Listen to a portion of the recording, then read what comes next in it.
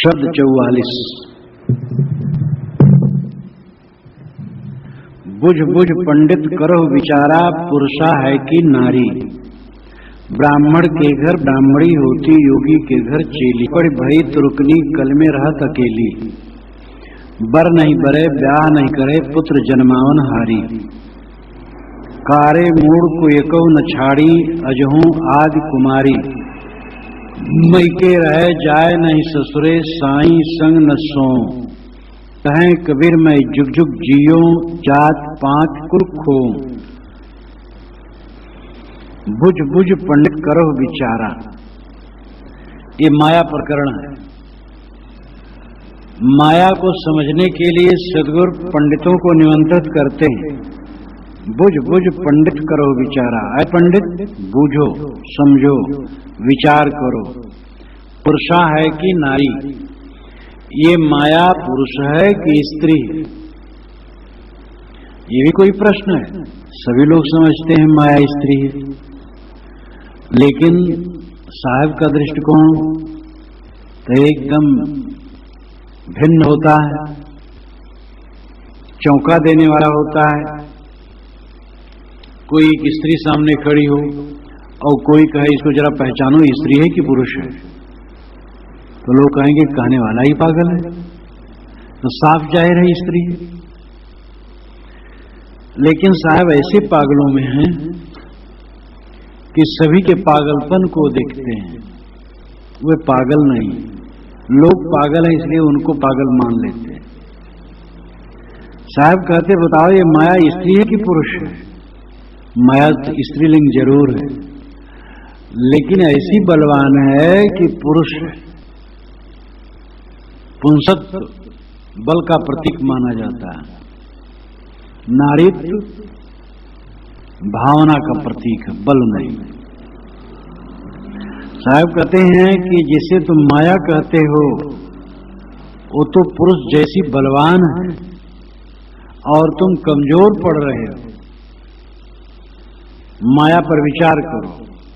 अब माया का स्वरूप वो कैसे कहते हैं, कैसे व्याख्यायित करते हैं, अद्भुत है। ब्राह्मण के घर ब्राह्मणी होती, योगी के घर चेली। ब्राह्मण के घर में ब्राह्मणी है और योगी के घर में चेली। ब्राह्मणी का मतलब ब्राह्मण स्त्री नहीं, ब्राह्मणपन। और ब्राह्मणपन का मतलब भी आत्मस्थित नहीं। ब्राह्मणपन का एक अर्थ होता है आत्मस्थित, ब्रह्म नाम आत्मा चेतन। और ब्राह्मणपन का मतलब है जो आत्मलीन हो, ये भी अर्थ नहीं। ब्राह्मणपन का मतलब है एक छलावा बुद्धि, हम ब्राह्मण हैं, बस मान लिए हम ब्राह्मण हैं और सब छोटे हैं हम बड़े हैं। हम जन्म से ही शुद्ध हैं, दूसरे जन्म से ही अशुद्ध हैं। ये ब्राह्मणपन है, एक छलावा बुद्धि है, अपने को धोखा देना है, समाज को धोखा देना है। जन्म से ही हम ब्राह्मण हैं और जन्म से ही दूसरे शूद्र हैं, ये छलावा बुद्धि। निश्चित है कि ब्राह्मणों के मूल में विद्वान और तपस्वी रहे और समाज के कुछ ऐसे वर्ग के लोग जो विद्वान तपस्वी ज्यादा जागरूक थे, वर्ण विभाग करते समय उन्हीं को ब्राह्मण कहा गया। और वे अपने शरीर का धंधा नहीं करते थे जैसे आज संत हैं, वे समाज की सेवा करते थे, विद्या दान करते थे, विद्या पढ़ाते थे और अपने त्याग तप से समाज को प्रेरित करते थे। स्वयं अपना आचरण करते थे और उनके आचरण से समाज प्रेरित होता था और निश्चित है वो उज्जवल रूप था। लेकिन समाज बढ़ता गया, अब बढ़ता गया तो सबके सब वैसे कैसे रह जाए? गृहस्थ परिवार था ही, उसमें कुछ त्यागी भी हो जाते थे। ऐसे भी ब्राह्मण होते थे नैष्ठिक ब्रह्मचारी, जीवन भर ब्रह्मचर्य व्रत, गुरुकुल में पढ़ते गए 35, 36, 40 वर्ष तक पढ़ते और पढ़ाते गए। आज भी जैसे कितने प्रोफेसर होते हैं शादी नहीं करते हैं, विद्या पढ़े फिर विद्या दान करने लगे, पढ़ाने लगे, शादी नहीं किए। तो इस प्रकार वो होते थे, लेकिन अधिकतम गृहस्थ होते थे, गृहस्थ होते हुए सदाचारी होते थे। अब जब उनका दल बढ़ता चला गया तो सब प्रकार लोग होते गए और सब में वो शक्ति नहीं, तो कुछ तो ऐसे विचारक हुए, उन्होंने जोर से फटकारा और कहा कि अगर ऐसा ब्रह्म कर्म नहीं है तो एकदम वर्जित है, उनको ब्राह्मण नहीं मानना चाहिए, निमंत्रण भी नहीं करना चाहिए भोजन में। लेकिन ऐसे भी कुछ पंडित हुए समझौता वाले, कहें देखो अपनी परंपरा है, जो हो ब्राह्मण के बच्चे हैं ब्राह्मण ही। तो कहा गया कि ब्राह्मण अगर कर्म से खोटा हो तो भी ब्राह्मण है, अगर सोना टट्टी में पड़ा हो तो क्या उसकी कीमत कम होती? ये उदाहरण दिया गया। ये कोई उदाहरण है? सोना का उदाहरण कैसे लगे? लेकिन सोना टट्टी में पड़ा हो तो भी बस खाली अशुद्ध हो गया, धो लो, कीमत उतनी ही है। ब्राह्मण की कीमत उतनी ही चाहे कितना ही खोटा हो। कहावत है अवध क्षेत्र में कि भैया ब्राह्मण घर में कूदे तो भी उसका मिल जाए तो पैर पकड़ लेना चाहिए और उसकी पूजा करनी चाहिए। तब ये कैसे कहते हो, जब घर में कूदे तब फिर कैसे? अरे कहीं भी वैसे तो पैर पकड़े जाता है, घर में कूदे तो भी क्षम्य है, वो पूज्य। ये भाव माना गया और इस भाव ने ब्राह्मणपन को नष्ट कर दिया। कहीं भी नाश होता, साधु का भी नाश होता है। अगर मान लिया जाए कि साधु है, वेश है, किसी महापुरुष का शिष्य है, तो जैसे भी ये पूज्य तो उसका विनाश निश्चित है। तो प्रघटन होता गया सद्गुणों का ब्राह्मणों में, और जितना उनका गुण घटा, तपस्या घटी, विद्या घटी, उतना नया नया विधान बनाते लोग चले गए कि जैसे भी हो ब्राह्मणों की पूजा होनी चाहिए। पूजी विप्रशील गुणहीना, शूद्र न गुणगण ज्ञान प्रवीणा, ये इसी की ध्वनि है। साहब कहते ब्राह्मणपन है, यही माया है। ब्राह्मण के ब्राह्मणी हो गई, ब्राह्मणपन हो गया, और ये माया है, उनको छल ली, उनको भ्रष्ट कर दो। होना चाहिए था कि सदाचार ही ब्राह्मणत्व है, और जिसमें जिसमें सदाचार आए वो ब्राह्मण है, और जिसमें सदाचार और ज्ञान नहीं वो ब्राह्मण नहीं, शूद्र है। और ऐसे वर्णन शास्त्रों में है भी, लेकिन वो चीज अमान्य हो गई और परंपरा की पूंछ पकड़ करके लोग चल दिए। तो साहब कहते हैं ये माया ब्राह्मण के घर में ब्राह्मणी हो गई, ब्राह्मणपन हो गया, छलावा बुद्धि हो गई। ब्राह्मणपन के नाम पर छलावा। योगी के घर चेली, योगी से मतलब है त्यागी वैरागी, उनके घर में चेली बन करके बैठ गई। महान था तो महानते न, साधु है तो सधुआइन है। जैसे पंडित के पंडिताइन तो साधु के सधुआइन हो गई। और साधु और महंत लोग स्त्री को लेके घूमने लगे, सन्यासी के सन्यासिनी। और कितने बड़े बड़े स्वामी हैं जो लड़कियों को लेके चलते हैं, अंतरंग में लड़कियां ही सेवा करती हैं, और मठों में स्त्रियां रहती। स्त्रियां निश्चित है बड़ी कार्यकुशल होती हैं। अहंकारी तो ये बहुत होती, अहंकारी सब होते हैं, लेकिन इनमें मात्रा दिखाई देती है। जहां कहीं मठ में स्त्रियां हो सबको दावे रहती और सेवा परायण होती है। महंत लोगों को सुविधा रहती है। चेले जो होते हैं वो कम भी सेवा करेंगे, लेकिन चेलिन खूब सेवा करेगी। और सेवा के चक्कर में पड़ करके महंत लोग मठों में स्त्रियां रख लेते हैं और निश्चित वो अपना विनाश करते, अपने साधुओं का विनाश करते। अपवाद स्वरूप ऐसा भी होगा कि कहीं विवेकवान संत महंत हों और ऐसी साधुनी हो जो सदाचार से रहती हो, परहेज से रहती हो, अपवाद हो सकता है। लेकिन लोक मर्यादा तो वहां भी गलत है, लोग क्या मानेंगे? तो किसी भी शर्त पर विरक्त साधुओं के मठ में स्त्री नहीं रहना चाहिए। और अगर स्त्रियों का मठ है तो वहां पुरुष नाम का बच्चा भी नहीं रहना चाहिए। 5 वर्ष का बच्चा, 90 वर्ष का बुढ़वा भी नहीं होना चाहिए। और साधुओं के मठ में, पुरुषों के मठ में 5 वर्ष की लड़की और 90 वर्ष की बुढ़िया भी नहीं होना चाहिए। इस प्रकार शर्त होनी चाहिए। लेकिन साहब कहते योगी के घर चेली हो गई, वहां माया घुस गई। कलमा पढ़ी पढ़ी भाई तुर्कनी कल में रात अकेली, कलमा पढ़ पढ़ करके तुर्कनी हो गई माया। तुर्कनी का मतलब यही तुरुकपन। तुरुकपन का मतलब है, वैसे तुरुक एक जाति, रूढ़ जात जैसे होती। जात का तो मतलब जो पैदाइश का ढंग, लेकिन जैसे कुर्मी, मुराव, तेली, कुम्हार इत्यादि जाति रूढ़ जाति है, तैसे तुर्क जाति है जो चीन और रूस के क्षेत्र में तुर्क जात रहती थी और बड़ी तेज तर्रार लड़ाकू। उन्होंने मुसलमानों को बहुत परेशान किया ईरान में, उनकी मस्जिदें फूकी, उनको नाश किया। लेकिन धीरे धीरे वो मुसलमान हो गए। जब मुसलमान हो गए तब इस्लाम का प्रचार करने लगे। वही तुर्क लोग भारत पर बार बार हमला किए और लूटे, और तुर्कों ने ही भारत पर फिर राज स्थापित किया। और अरब से मुसलमान यहां लड़ने नहीं आए थे, इसलिए यहां पर तुर्क शब्द का प्रचलन ज्यादा हुआ। तुर्किया नाई, तुर्किया धोबी, तुर्किया तेली, ये सब उत्तर प्रदेश में मिलेंगे। तुर्किया जुलाहा, जुलाहा को तुर्क कहते ही हैं, मुसलमान कहते ही हैं, और हिंदू जो जुलाहा होते हैं उनको कोरी कहते हैं। तो तुर्क शब्द ज्यादा प्रचलित हो गया।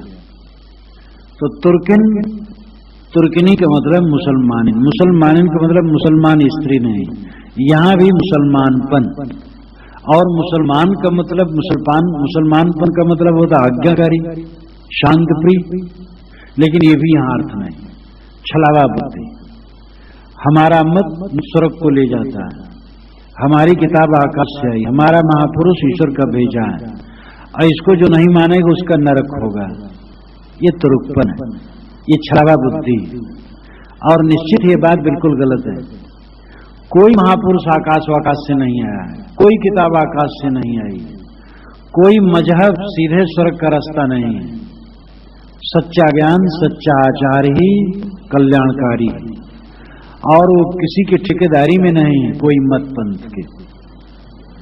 साहब कहते कलमा पढ़ पढ़ भाई तुर्कनी, कलमा पढ़ करके, कुरान के मंत्रों को पढ़ पढ़ करके लोगों में तुर्कपन आया, मुसलमानपन आया, एक छलावा बुद्धि आई कि हमारे मत से ही स्वर्ग होगा, बाकी सब नरक जाएंगे। कितना बड़ा छलावा है मनुष्यता के साथ।